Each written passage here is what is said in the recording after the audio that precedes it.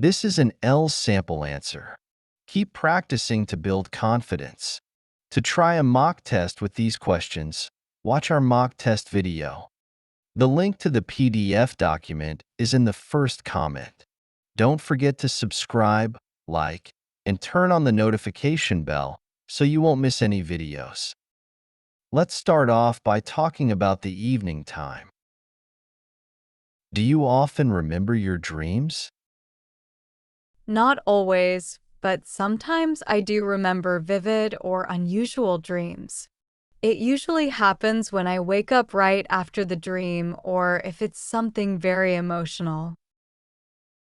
Do you share your dreams with others? Yes, I do, especially if the dream was funny or surprising. I like to share them with close friends or family because it often leads to interesting conversations.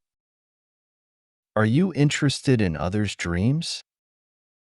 Yes, I find it interesting when people talk about their dreams, especially if they are unusual or meaningful. Dreams can reveal a lot about someone's thoughts or emotions. Do you think dreams have special meanings? I think some dreams might have special meanings, especially if they reflect emotions or experiences from daily life. For example, dreaming about being nervous before an exam might show that you're feeling stressed. Have you ever had a dream that inspired you to do something? Yes, I once had a dream about painting. After that, I decided to try it, and now I enjoy painting as a hobby. It's amazing how dreams can sometimes push us to explore new interests or ideas. That's the end of part 1. Now we are going to move to part 2. In this part, you will have 1 minute to prepare and then speak up to 2 minutes. Describe your favorite food at a traditional festival or special event in your country. You should say what the food is, what it's made of, when and where it's usually eaten, and explain why you like it. One of my favorite foods during traditional festivals in Italy is panettone, a sweet bread loaf traditionally enjoyed during Christmas and New Year celebrations. I love panettone for its light, fluffy texture and delicious blend of flavors, which include candied fruits and raisins. It's not just a treat, but a symbol of Italian holiday traditions that bring families and friends together. Panettone is usually eaten as a dessert or a snack during the festive season. I remember first trying it as a child at a family Christmas gathering. My grandmother would always buy a beautifully packaged one, and we'd slice it up to share after our main holiday meal. Sometimes we'd pair it with a hot drink like coffee or hot chocolate, which made it even more comforting on cold winter evenings.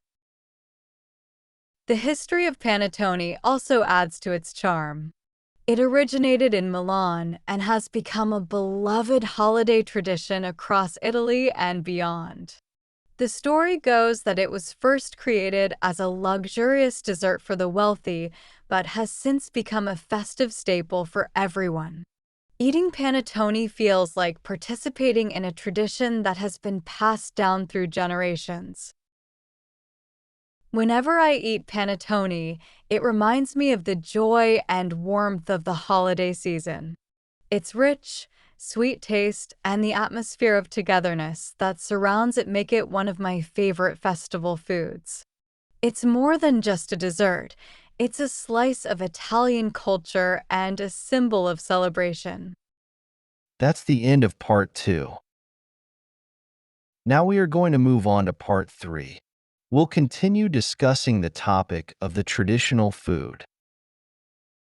Why is food important in festivals and special events? Food is essential during festivals because it brings people together and adds a sense of celebration. Traditional dishes often reflect the culture and history of the event, making it more meaningful. Sharing meals helps create lasting memories with family and friends, as the act of eating together strengthens bonds and fosters a sense of belonging. How can food represent a country's culture? Food is a window into a country's traditions and lifestyle. Ingredients, cooking methods, and flavors often reflect the geography and history of a place. For example, spicy foods might be common in warmer regions, while hearty dishes are more typical in colder climates. Traditional meals often tell stories about a country's past and the values its people hold dear. What's the impact of globalization on traditional food? Globalization has made it easier to try traditional foods from other cultures, which is exciting. However, it can also lead to the loss of traditional recipes as global fast food becomes more popular.